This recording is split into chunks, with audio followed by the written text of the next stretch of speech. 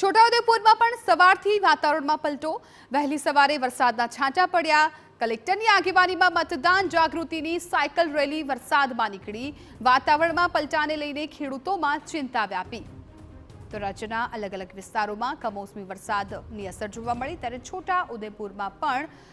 વરસાદી માહોલ જોવા મળ્યો હતો મતદાન જાગૃતિની સાયકલ રેલી વરસાદમાં નીકળી હતી વાતાવરણમાં પલટાને કારણે ખેડૂતોની ચિંતામાં વધારો થયો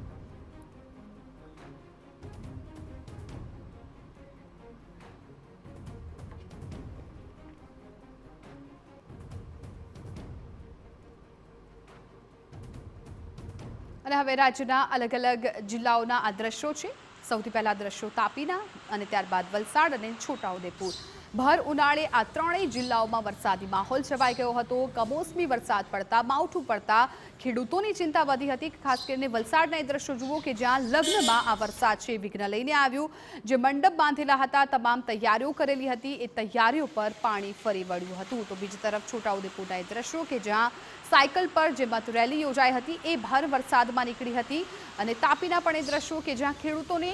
તેમના જે પાક છે એ ન બગડી જાય એ ચિંતા સતાવી રહી છે હવામાન વિભાગે જે રીતે વરસાદની આગાહી કરી હતી તે જ પ્રમાણે આ તમામ વિસ્તારોમાં વરસાદી માહોલ જામ્યો હતો